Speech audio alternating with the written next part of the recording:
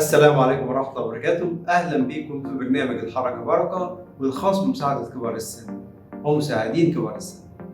معكم أحمد سمير من فريق المهتمين بالسلامة العامة لكبار السن والحد من احتمالات الإصابة بفيروس كورونا، سلمنا الله منها جميعا. بنقدم لحضرتك الفيديو الثاني والخاص بحمل الأثقال لكبار السن، وده واحد من مجموعة الفيديوهات الإرشادية وكيفية ممارسة مجموعات من الأنشطة الرياضية المختلفة يستطيع كبير السن ممارستها داخل المنزل، والهامة جدا لتقوية الجهاز المناعي اللي بدورها بتساعد على محاربة الفيروس كورونا. من مميزات تمرينات الأوزان إنه مش ضروري إن يكون عند كبير السن دمبلز أو أدوات رياضية معينة عشان يعمل التمرين، فممكن أن يمسك زجاجتين مياه معدنية كبيرة في كل يد ويتمرن بيها، بل ممكن تجميع الزجاجتين سويا يعمل بيهم بار يشتغل بيه.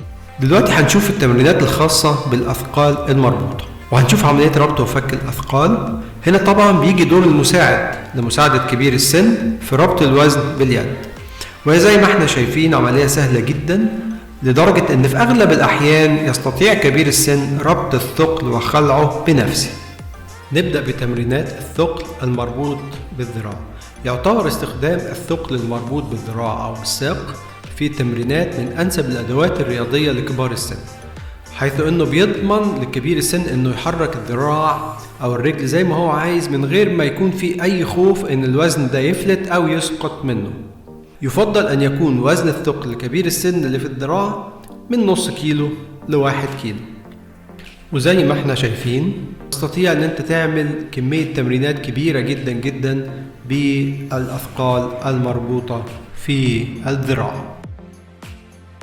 وزي ما عملنا في الذراع ممكن عن طريق المساعد الخاص بكبير السن أو بنفسك لو تقدر تلبس الثقل. ونيجي لتمرينات الثقل المربوط بالساق في وضع الجلوس، وتبدأ بتمارين الرجلين، سواء تمرينات زي ما احنا شايفين للقدم أو الساق أو لعضلة الفخذ. من الجميل في استخدام الأثقال المربوطة بالساق إن كبير السن يستطيع أن يعمل تمارين الرجل أثناء الوقوف زي ما احنا شايفين، ده إذا كان يستطيع الوقوف وليس لدى طبيبه مانع في أن يمارس هذه التمارين. بس مهم جدا انه يسند على ظهر الكرسي بايده اثناء ممارسة هذا النوع من التمرين. وطبعا يقدر يعمل التمارين المتنوعة الخاصة بالارجل زي ما احنا شايفين، والهامة جدا لكبير السن عشان يشغل اغلب عضلات الرجل. عشان احنا بنقول ايه؟ احنا بنقول ازاي تكون قاعد في البيت وتلاقي البديل للانشطة الرياضية اللي انت كنت متعود تعملها قبل عملية الحظر. وبيكون مهم جدا دور المساعد انه يناولك الدمبلز او يتناوله منك.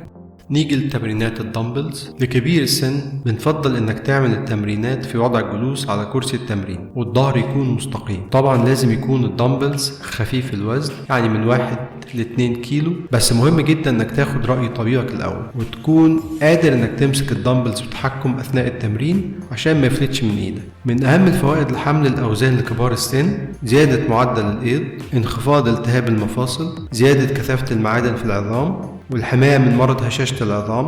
وزي ما احنا شايفين تقدر تعمل تمرينات للرزق أو للذراع بشكل عام زي الباي والتراي، تعمل تمرينات للصدر، تعمل تمرينات الأكتاف. عند الانتهاء من التمرين ممكن تطلب من المساعد تناول الدمبلز. جميل.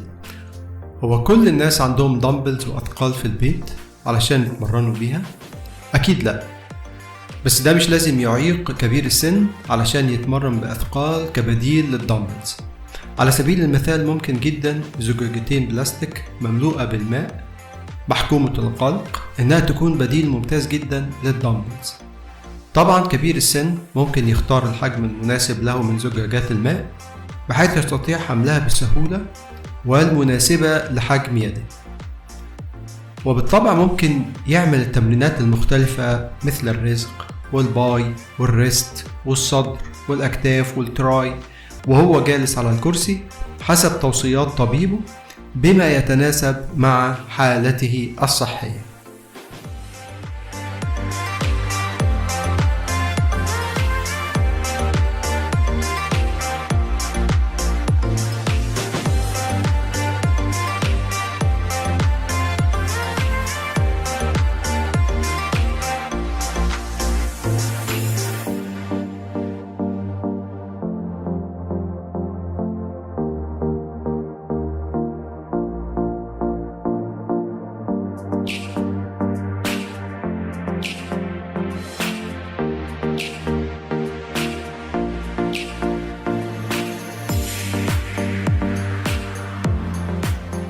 طيب لو كبير السن عايز يعمل تمرينات بالثقل عن طريق البار، دي فكرة جميلة جدا لعمل بار خفيف الوزن يناسب كبير السن باستخدام أشياء بسيطة جدا وآمنة في نفس الوقت مثل زجاجات المياه البلاستيكية.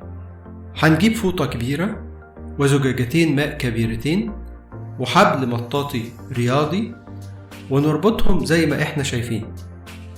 طبعا ممكن كبير السن يستعين بمساعده الخاص لعمل البار بالفكرة دي.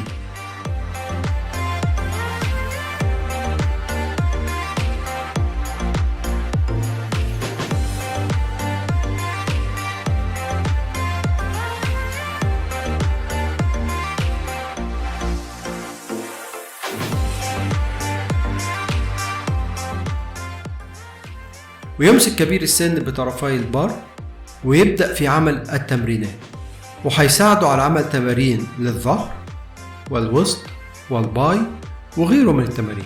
وبنفكرك تاني ان لابد ان كبير السن من استشارة طبيبه في التمارين المناسبة له.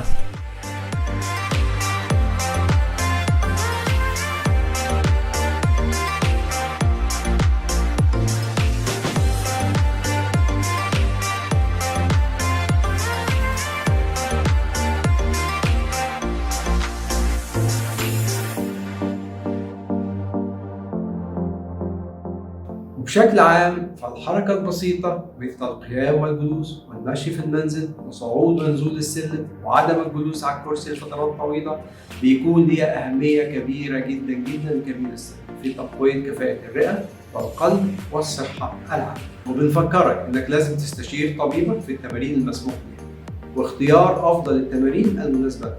وما تنساش ابعد عن الضغوط النفسية، كل كويس، نام كويس. وعشان نقلل من مخاطر فيروس كورونا تذكر الآتي: غسل الأيدي باستمرار، لبس الكمامة، الكحة في الكوع، ابتعد عن لمس الأعين والأنف والفم، تجنب بقدر الإمكان التجمعات الاجتماعية والأماكن المزدحمة، تجنب الاقتراب من المرضى، ونظف وعقم باستمرار الأسطح المعرضة لللبس.